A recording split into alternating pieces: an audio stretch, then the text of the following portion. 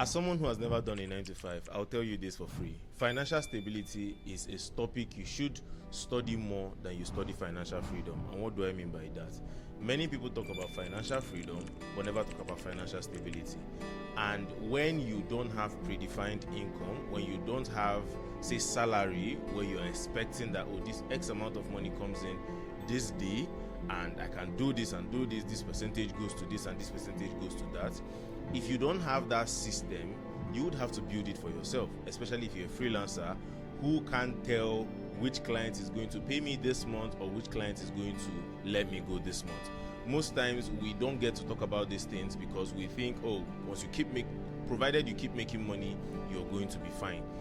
But there comes a time where your finances go up today and come down tomorrow, and most times when it comes down, it feels unbearable for you. Why? Because your system is built on the days when your finances are up, right?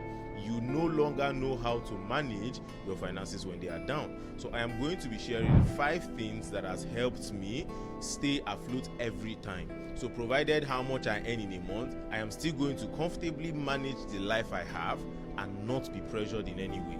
Right? So stay tuned, let's get into it. Hi guys, my name is Director. If you're seeing me for the first time, do well to subscribe if you're watching on YouTube and follow if you're watching on TikTok. Today, I want to give you 5 things I do that is helping me stay afloat. That way, I am not in anybody's DM trying to ask for money. I am not a burden to my friends. I barely even ask anybody for money. It does not mean that I always have money. It simply means that I always know how to manage the money I have. Especially when I make those large bucks, I know how to keep of the things I've made. And today I want to share that wisdom with you. I hope this helps you. First thing I do is to live below my means. Now, relax. I know when you heard this, you say, oh, I've heard this before. A lot of persons have said this. Live below your means. Stop buying gin. Buy your krika instead of buying fashion and all of that. Let's genuinely talk about living below your means. Living below your means is not cutting joy from your life. It's simply bringing yourself to the point where the necessary things are the things that bring you joy. For example, those Friday night shawarmas that you think bring you joy don't necessarily bring you joy, because I'm not even going to talk about the health thing of shawarma, but then let's stay on the mentality side of it. You eat a shawarma and after spending that 3-5, you're now thinking, oh, this is 3-5 out of my spending, something I would have kept and maybe not spend this money, and I am still going to be able to live fine. Shawarma is not necessarily food. Your body don't necessarily need it to grow. You just need food, right? Not shawarma. So those every night shawarma, those every night drinks, those bottles of whatever you drink, those are not necessary. Living below your means is cutting out all of those junks.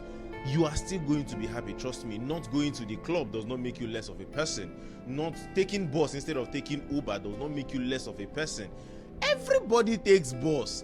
At some point in your life, you need to take bus. So living below your means is cutting out those excessive expenses so that you can only spend money on the necessary things.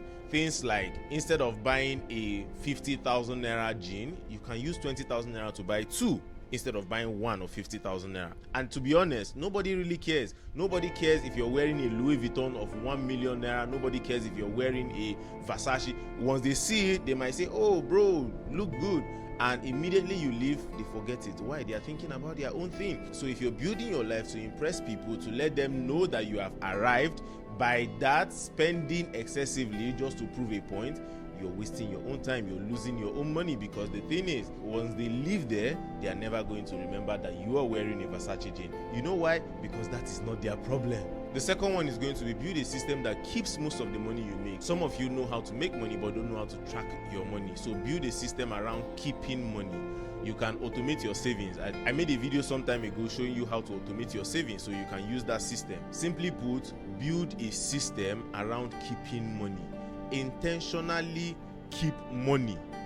I'm not saying keep money by buying something. I'm not saying keep money by investing in something. I'm saying keep liquid cash. Discipline your mind to keep the money you've made, because here is the thing, your income is not predefined.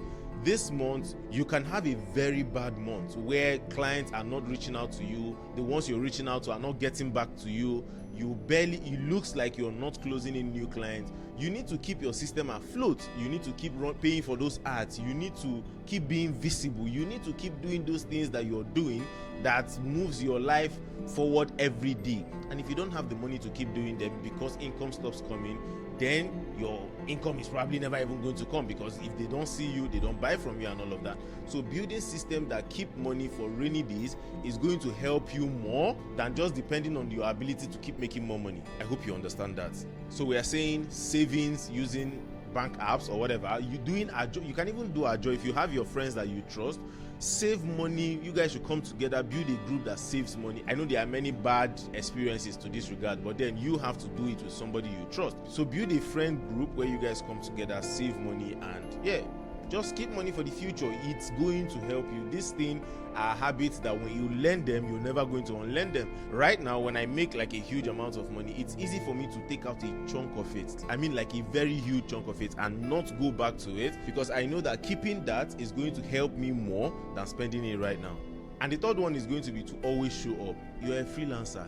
People need to always see you. People need to constantly remember that you are doing the things you say you can do. Say, for example, you are a video editor. In fact, no, let me not use digital skill. Let me use physical skills. So say, for example, you're a plumber. You know how to connect pipes and all of those things. We need to constantly remember that you are the guy for the job. And how people in your area that has ever patronized your business need to constantly see you and remember that this is what you do. You can do fake jobs. You can, in your house, you just randomly start losing and tightening things and opening and fixing pipes. You need money to do all of these things. So number 2 is keeping money. If you have kept money, you would not have issue doing passion projects. Do you understand? Say, for example, you're a videographer. You need to constantly, be it in your church group, you need to constantly shoot something. You need to constantly appear in people's face. So if you don't show up without a predefined system, a system that pays you X amount of money every month, you need to constantly work every day to prove yourself, something like that, to always make people remember that, oh, you're still there, and they should still patronize you. Not they can't still patronize you, they should still patronize you. The only way you get to do that is when you constantly show up. So number 3 is keep showing up. And the 4th one is going to be learn as much skills as possible. This one is a topic that is very, very interesting to me. I have this friend of mine. Brother knows somebody that knows somebody that does everything. If you need a plumber, he knows somebody that knows a plumber. If you need a tailor, he knows somebody that knows a tailor. If you need anything you need, in fact, anything I need, is this guy I call. As little as directions to please. If I have like a client that booked me in a new location that I've never been to, and I don't want to use Uber to the location because I want to save money and I want to take public transport, but I don't know how to get there, I call this guy. I'm like, oh bro, do you know this place? How do I get to this place? Which bus stop do I need to stop? Because I'm not going to be asking client that. Sometimes that is very, very unprofessional. But then if I do all of those things, brother knows answer to everything. And now here's the thing, because you're that person that is multi-talented, people tend to bring problems to you. Chances are you would make money solving people's problems. So learn as much skills as you can. If it is wiring, you are able to do it. If it is solar installation, you're able to do it. If it is TV repairs, you're able to do it. Videography, photography. Even if you don't do it, you know somebody that do it. Collect the middleman fee and you make money. Because nobody is coming to give you money every month, you need to create more opportunities for yourself. And the more skills you have, the more chances you are to make money. It's that simple. Take for instance, there is a big man in your street that constantly call you to ask you for things, that constantly call you to ask if you can do XYZ. And for every time this person calls you, you can't actually do XYZ. One day his car might spoil and he say, oh, because this guy is very handy, let me call him to see if he knows a mechanic. Now you bring a mechanic, somehow you make profit off of it. So it must not necessarily, it's not every month I make money as a videographer. Some months I don't even make money as a videographer, but I keep making money. Do you understand? So the more skills you have, the more chances you have to make money. Do you get it? Last but not the least, never chase validation. Some people get stuck in this loop. They want to constantly prove to people that they are what they say they are. They want to constantly prove to people that they are the real G. By that, spending unnecessary money you should not be spending. You are going to somewhere with your friends that all of you know that you are broke. That is even the crazy part. All of you know that you are, let me remove my glass to say this. All of you know that you are broke, but somehow you think you being the one to pay for the ride for everybody makes you the bigger person. Are you dumb? Are you normal?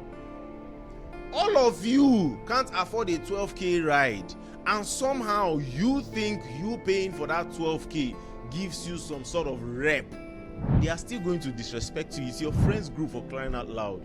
They are not going to see you as the next Elon Musk just because you paid for a ride. Why not jump keke of 1,000 naira, of 700 naira, and get to the same location? Some people spend money unnecessarily just to prove a point. There was this story somebody shared. He said, oh, he went to the boys place. The boy sells these accessories, these phone accessories, earpiece and pack and all of that, right? And he wanted to buy something. I can't remember what happened. He wanted to buy something, then one of the ear of the earpiece is not good. Then they originally agreed to sell it for 1,500. Then he was say, okay, they agreed that he was going to pay 1,500. So when he tested it, one of the ears was not working. So he now said, okay, let me pay 1,000 since one of the ears is not working. And the boy said no. Then the boy removed the earpiece from the pack and tore it and threw it away. And he said he would rather throw the earpiece than to sell it for 1,000 naira. I'm like, are you people, are we normal in this country? Why do you have to, you just lost 1,000 naira that would have been yours if you remove pride, if you remove trying to prove that I am the Jagaban. There is no need to prove that. That is a wasted money that you should have kept in your business. Don't say, oh, instead of me to do this, I would rather. Who are you proving it to? At every chance you get, make money, make naira, let money enter your hand. Remove pride. Don't stop chasing validation. Stop chasing proving. Oh, let me prove to this girl that I am the biggest. No! You don't need to. Stop chasing validations. Keep your money. Especially with your money. Don't use your money to prove a point. Keep your money. Oh, this guy is stingy. Congratulations. That's your opinion, not reality. It's not fact. It's not fact. I spend money on only the things that matter. I hope this has been able to help somebody. This has helped me. These are principles I live by, and I just thought to share it. If you enjoyed this video, do well to give me a like. Let's get this video to 100 likes. If you don't, okay, on to the next one. But I hope you enjoyed the video. Do well to give me a like, drop a comment on the next topic you want me to talk about, and I might make the video just for you. See you on the next one. Bye.